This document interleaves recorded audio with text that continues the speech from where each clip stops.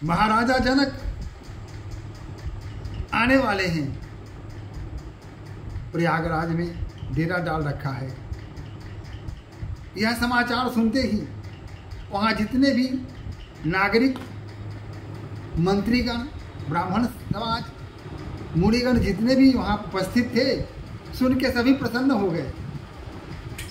सुनत जखन आगमनु सबु, हर्षेउ अवध समाजु, रघुनंदन ही सकुचि बड़, सोच विवश सुररायु।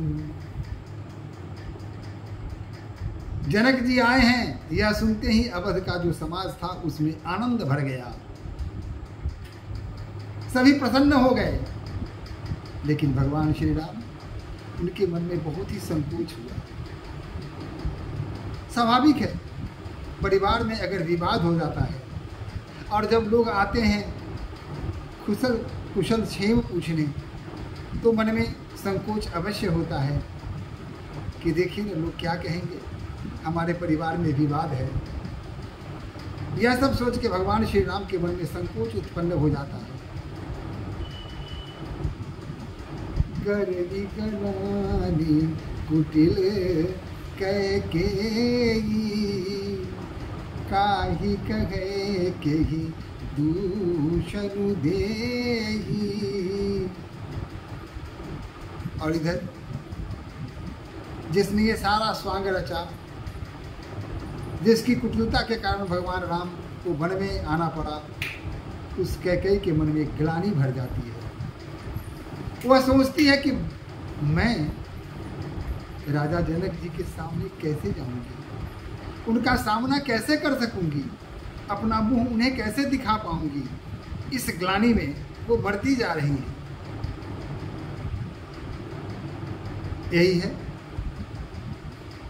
असमन आनी मुदित नर नारी, भयउ बहोरी रहब दिन चारी, भयउ बहोरी रहब दिन चारी।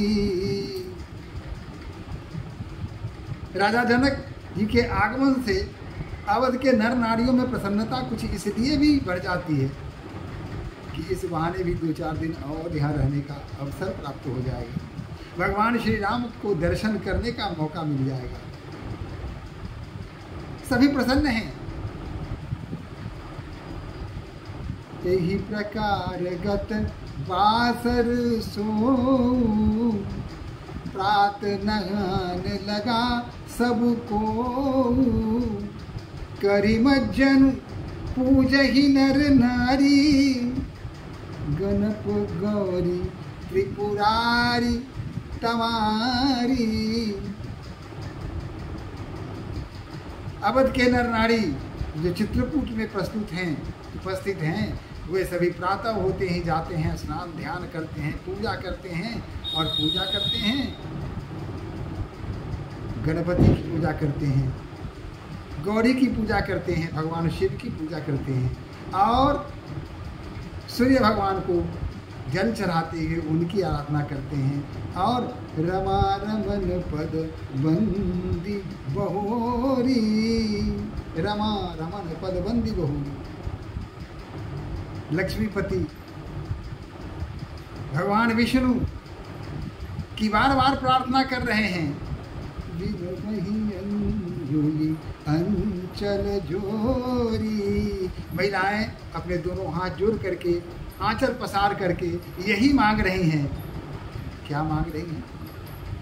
राजा राम जानकी रानी, आनंद निधि अवध राजधानी। कि हमें राजा के रूप में भगवान श्री राम को दे दीजिए, रानी के रूप में माता जानकी को चाहिए, तभी अवध की राजधानी जो अयोध्या है वहाँ पुनः आनंद की स्थापना हो जाएगी। सभी यही प्रार्थना कर रहे हैं। शुभ सब फिर सहित समाजा, भरत ही राम करहु युवराजा। फिर सारे समाज में शांति स्थापित हो जाएगी, सभी फिर प्रसन्न हो जाएंगे, फिर वो आनंद का वही उत्सव होगा। और तब भगवान राम भरत जी को युवराज पद प्रदान करेंगे।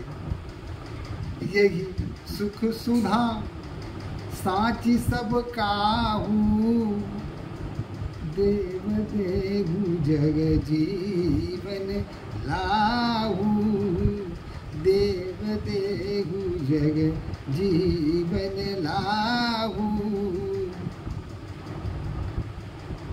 सभी कहने की यही, इसके अतिरिक्त और किसी की कोई कल्पना नहीं है, कोई इच्छा नहीं है, कोई मनोकामना नहीं है।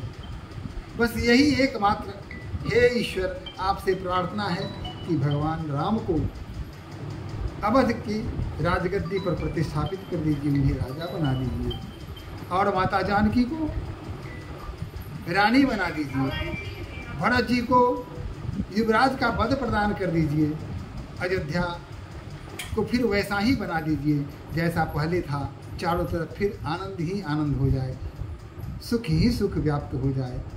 यही, और सभी राम और सीता का गुण गाते हैं।